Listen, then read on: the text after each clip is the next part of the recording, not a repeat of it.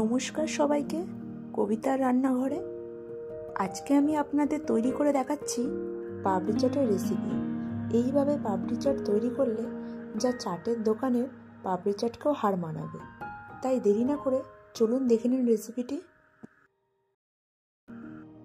তার জন্য প্রথমে আমি 200 গ্রাম ময়দার মধ্যে 30 ml তেল দিচ্ছি, সামান্য লবণ দিচ্ছি, একটু জোয়ান হাতে ঘষে দিচ্ছি, দিয়ে এটা একসাথে ভালো করে মিশিয়ে নেব।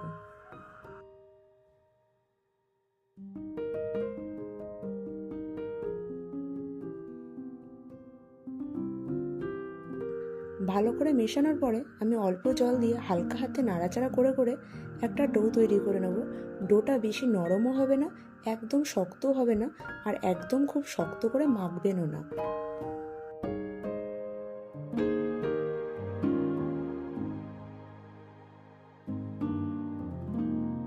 ডোটা তৈরি করা হয়ে গেছে।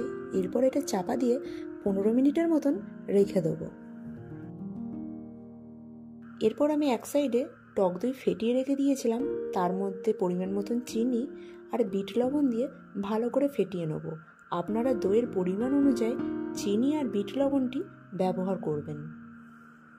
এরপর মিষ্টি চাটনি তৈরি করব। তার জন্য সামান্য সর্ষের তেলের মধ্যে আদা কুচি দিয়ে দিচ্ছি, দিয়ে একটু নাড়াচাড়া করে আমি আগের থেকেই পাকা তেঁতুল অল্প জলে ভিজিয়ে রেখে দিয়েছিলাম, সেটা গুলে দিয়ে দিচ্ছি। এরপর এতে খেজুরের পাটালি গুড় পরিমাণ মতন দিয়ে দিচ্ছি, একটু ধনের গুঁড়ো দিচ্ছি, সাথে কাশ্মীরি লঙ্কার গুঁড়ো দিচ্ছি, একটু ঝাল লঙ্কার গুঁড়ো দিচ্ছি আর বিট লবণ দিচ্ছি। দিয়ে এটা 5 থেকে 6 মিনিটের মতন মিডিয়াম ফ্লেমে হবে।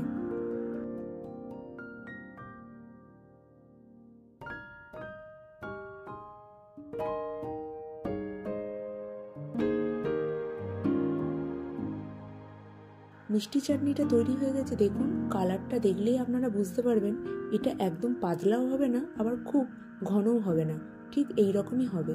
এরপর আমি এটা নামিয়ে ঠান্ডা করতে দেব। এরপর ডোটাকে 5 ভাগ করে ছোট ছোট করে লেচি কেটে নিচ্ছি।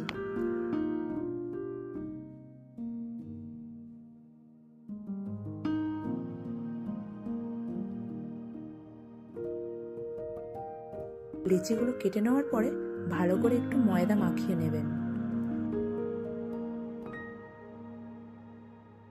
এরপর একটা লেচি নিয়ে মিডিয়াম করে বেলবেন, একদম পাতলাও করবেন না, আবার যেন মোটাও না থাকে, চারদিকটা সমানভাবে বেলবেন। বেলার পরে কাঁটা চামচের সাহায্যে গায়ে ছিদ্র করে দেবেন, যাতে ভাজার সময় লুচির মতন না ফুলে ওঠে। দেখুন আমি কিভাবে করছি, আপনারা ঠিক এইরকমভাবেই করবেন। এরপর আমি এক সাইডে তেল গরম করতে বসিয়েছিলাম। তেলটি মাঝামাঝি গরম হওয়ার পরে বেলে রাখা পাপড়িগুলো সব দিয়ে দিচ্ছি, দিয়ে এটা মিডিয়াম টু লো ফ্লেমে একদম আস্তে আস্তে করে ভাজবেন। এগুলি সব ভাজা হয়ে গেছে দেখুন। এরপর আমি তুলে নিচ্ছি। আপনারা ঠিক এইরকমভাবে ভাজবেন, পাপড়ির কালারটা যেন ঠিক এইরকমই হয়, হালকা গোল্ডেন। বেশি ভাজবেন না, ভাজলে পাপড়িগুলো পুড়ে যাবে।